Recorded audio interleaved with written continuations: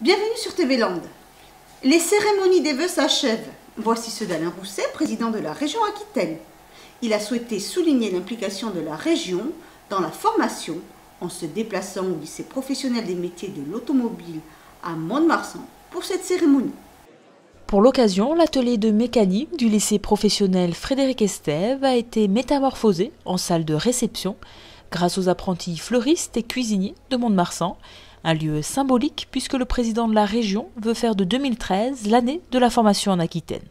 Nous sommes arrivés il y a une dizaine d'années, en gros, il devait y avoir, Bernard, autour de 14 000, 13 500 apprentis. Nous sommes aujourd'hui 20 000, il y a 20 000 apprentis. Et nous nous sommes fixés comme objectif d'arriver à 23 000.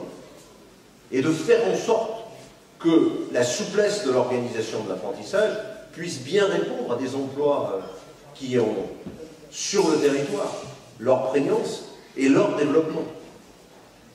Et nous aurons, l'année prochaine, dans 2 ans ou dans 3 ans, rénové l'ensemble de l'outil d'apprentissage. Faire en sorte que ce qui s'apprend, et dans les CFA, et dans les lycées professionnels, ou la façon avec laquelle ça apprend, le matériel en place, l'informatisation, la compétitivité d'une certaine manière, de l'appareil de production, d'apprentissage, soit au même niveau que l'entreprise. Et je sais qu'il y a aussi beaucoup d'entreprises qui viennent dans certains CFA ou dans certains lycées professionnels former en formation permanente leurs propres salariés. Et le moment où nous aurons réussi en France, un peu grâce aux régions d'une certaine manière, un peu grâce à la proximité, à ce qui fait une contrainte de réponse publique aux exigences, c'est que les 3 formations initiales, continues et par apprentissage vont pouvoir cohabiter dans un même lieu. Et puis il y a bien entendu tout ce que nous faisons sur l'université, y compris d'ailleurs dans les Landes. J'ai noté qu'il y avait 2000 étudiants dans les Landes, soit en BTS, soit dans les formations à Mont-de-Marsan. Et le souci que j'ai aujourd'hui dans les mouvements de réorganisation des universités, c'est que nous ayons bien une université d'Aquitaine. Alors elle s'appellera peut-être Université de Bordeaux et d'Aquitaine. Il ne s'agit pas de mettre en cause le poids de Bordeaux dans ce domaine-là. Mais nous avons à faire en sorte que des points avancés des universités puissent exister à Mont-de-Marsan, puissent exister à Périgueux, à Agen, bien entendu Pau et Bayonne, parce que l'on sait que dans ces universités-là, c'est le premier pas pour les jeunes qui ont peut-être le moins d'appétence pour les études, pour qu'ils mettent un pied dans les études supérieures. Les résultats statistiques que nous avons aujourd'hui sur la réussite de l'enseignement supérieur et les catégories sociales est dramatique en France. Nous sommes un des pays d'Europe où la distance entre la réussite universitaire et l'origine sociale est la plus éloignée, la plus distendue. Et ce n'est pas une société qui n'a plus d'ascenseur social, mais une société qui ne peut pas bien fonctionner. Après les enjeux de la région en matière de formation et de développement économique, Alain Rousset a abordé le sujet qui divise les Aquitains, la LGV. Cette ligne en matière de révolution des temps de transport, je crois qu'on la sous-estime.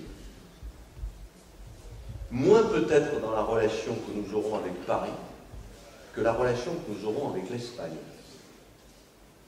Quand on regarde l'économie des temps, certes on va gagner 1 heure pour aller à Paris, on va gagner 1 heure pour aller à Toulouse, mais on va diviser le temps par 3 pour aller en Espagne.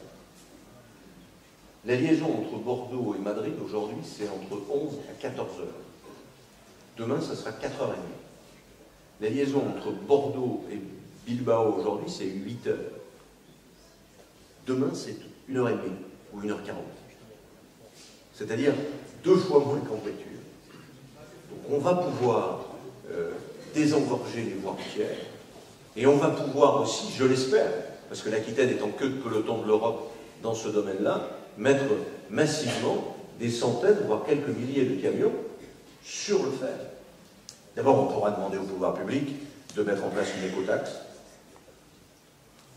sur la circulation des camions à travers l'Aquitaine.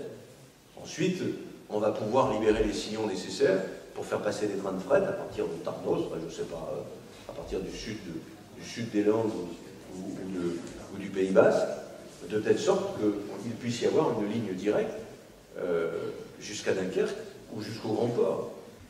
Et nous aurons aussi, à travers ce dossier, la possibilité de rapprocher les Aquitains les uns des autres. Puisque nous allons pouvoir faire circuler sur cette ligne à grande vitesse des TER à grande vitesse.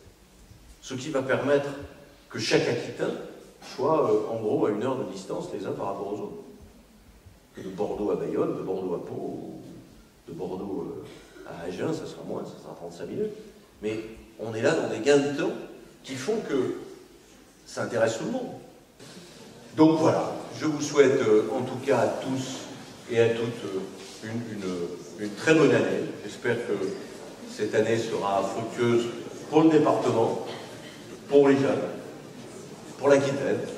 Bonsoir, bon appétit et merci aux apprentis qui nous ont préparé cette soirée.